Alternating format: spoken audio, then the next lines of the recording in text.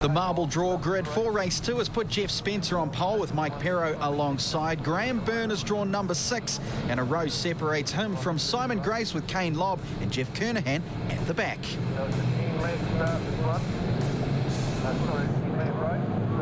So we get ready for the green light at Timaru. It's mildly wet, it's mildly cold, and there's plenty of action, and we're ready to go. Getting clean. It's clean still for the Utes. This is surprising. We know everything's on the line here. Yeah, look, depends what you call clean with the Utes, but turn 1 and turn 2 in Timaru always causes so much drama. You come into, a left and a right tight sequence of corners. Now these boys have got a jostle, but keep in mind the championship's at stake here. First, second and third, and this is where the true team dynamics come in, because Chris Pither's guys, they'll almost be having sleepless nights working on that Ute, because it's the what-if scenario. If we do something wrong, can we cost them the championship? And that's going through everybody's mind that's in a podium position in this championship. Well, he only needs to finish as we're on board with Peter Robb looking well ahead at the pack. Oh, nice move on the inside there. I think that was that Mike Lightfoot? No, it was Pither. There we go. But you saw from the windscreen, that there's a bit of residual water still around. There's a bit of moisture in, and that just throws a whole different dynamics. But look at Chris going the outside of Perro here. He's got the drive and he's got the inside running if he can just stay there. No, he backs out of it. Is he being a little over-courageous, you think? I mean, he only has to finish. No, but he's also got to stamp his mark on this race, and that's the same as the championship. So he knows he's got to get in front of Mike as quick as he can, because the first 2 laps in these races in these conditions is where, as a driver, you've got to say, right, I'm going to make my mark, because lap 3 onwards, it becomes very processional. Everybody gets comfortable in their environment, so you have to make that mark nice and early for those reasons. Well, he made the mark on the inside. I don't know whether Perro just let him have the door. It was open, he just took it nice and simple, under brakes through. There wasn't even a touch. We'll look at a replay now of the start of this race on board with Kane Lobb. The KCL Kernahan machine gets a nice little... He's been tapped all season. It is, and that's just the Constantine effect we see here, but I can't explain how difficult these conditions are to anybody that's watching it on TV.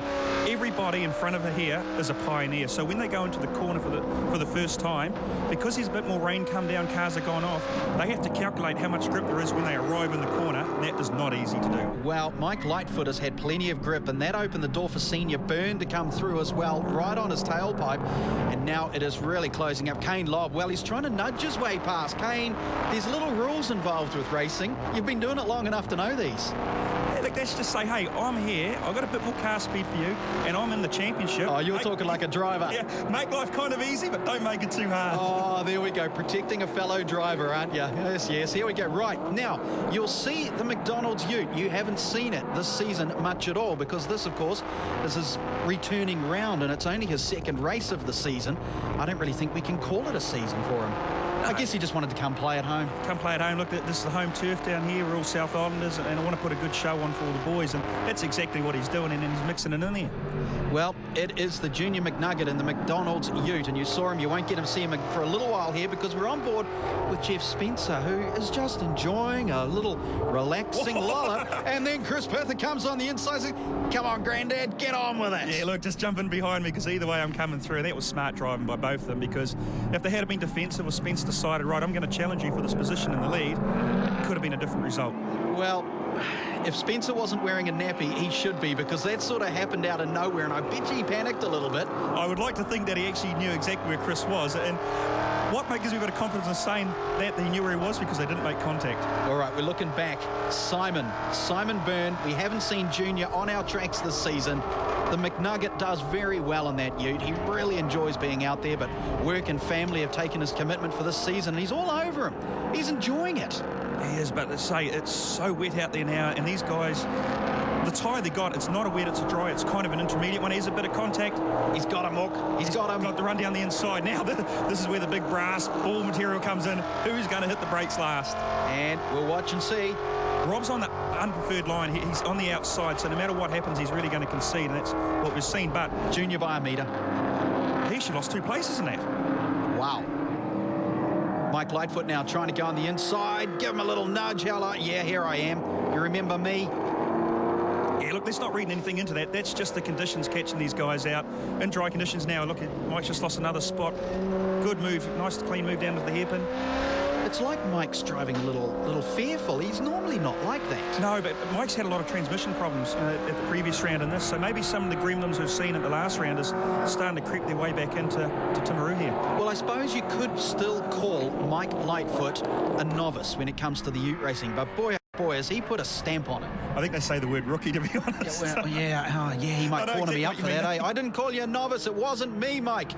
All right, keep the Jayco ute going well. These guys are doing a sterling job because these are so trying conditions. Like half the circuit's wet, half's dry, and of course they've done a bit of resurfacing here at Timaru, which is a fantastic thing to do because they had to do it. But of course, when you have new seal, what happens is the oil in the seal bleeds up and it makes it very slippery. So you've got established tar seal on one part, a lot of grip, this new seal on different parts, which, you know, and that's part of the recalculation they've got to do every time they go into a corner. Well, I'll tell you what, Mike Lightfoot's enjoying it because he's really pushing hard on Jeff Spencer. Can Jeff do anything to keep him off? I don't think so. And senior Graham Byrne playing the smart cookie here as he gives Mike the buzzer tap up the back, sort of saying, come on, yeah, there was your chance, Mike. There was your chance to go through. It would have given me a chance as well. We'll take a replay on this because what I'm saying is senior is being clever. Yes, clever, and staying right on the back of Mike. How's this look? Oh, yeah. You tell me that's good race code. No. Concertina effect. Look at the back of that ute now. It's been stoved in. It's not going to affect it, actually, because it's more cosmetic than mechanical. Wow, okay.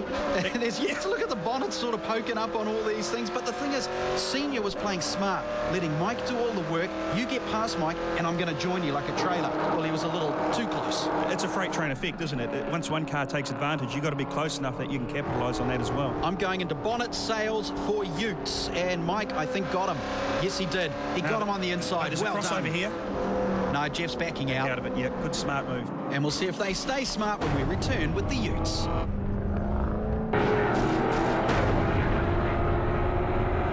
Welcome back to the V8 Ute Racing from Timaru. It's race 2. We're into the 8th lap, and there's the action as it continues on a damp track. Is he going to haul it up? Nice work. I can't emphasise how good that move was. He come down, he was on the dirty racing line, he pulled out and he stopped the car without going wide. I can honestly say very few people can execute that move and save it like he did. Well, let's see another move as Kane Lobb tries to duck down the inside of Mike Lightfoot. We watch for the braking. Mike went out early, Kane got the inside. Again, some smart racing from the Ute boys in this weather. Because Kane Lobb, he has to stamp his authority. If he wants to take the challenge to Chris Pither in the last couple of races, he has to make as many places up as he can and keep reducing that deficit that Chris is pulling away for at the moment. Well, Senior Byrne, Graham, is still stuck in behind Mike Lightfoot, and he's probably happy with that because Simon Grace is a few spots back, so he'll be comfortable. That's the battle for third in the championship, and I still maintain that's the battle we've got to keep an eye on because I can't help but think Chris and Kane, they're probably established first and second, but the battle between Grace and Byrne for third, it's wide open at the moment. Well, you can see why I want to get into a new business of supplying bonnets for these V8 Utes. I think a rack and stack of them out the back of the pits would earn me a bit of coin after each race. And we're watching some family morals at the moment because Senior is in front of Junior. That's Graham in front of Simon, the Byrne clan from the Christchurch base, but it is their South Island track. And hey, Simon's doing a good job of keeping Simon Grace off father. And that's the family business. Now listen here, son, and here's Chris Pither in the final lap. He is counting the corners down. Okay, we've got another 4 or 5 to go. We're coming to the back part of the track. He'll be taking it hard, but also taking it easy because he needs to accumulate those points. But what can you say about this guy here? He has just been consistent all season. He's got his son behind him, and more importantly, there's a car or two behind Grace, who's battling for third in the championship. Yep, so there's Mike Lightfoot, Senior Byrne, Junior Simon Byrne, the McNugget he's been known over the years. But it is Chris Pither who is going to take the checkered flag. He started from grid 4. He takes a huge lead, and it will now take a disaster for him to lose the championship from here. Graham Byrne, though, is upsetting things in the race for the podium by taking 4th and beating Simon Grace by 2 places.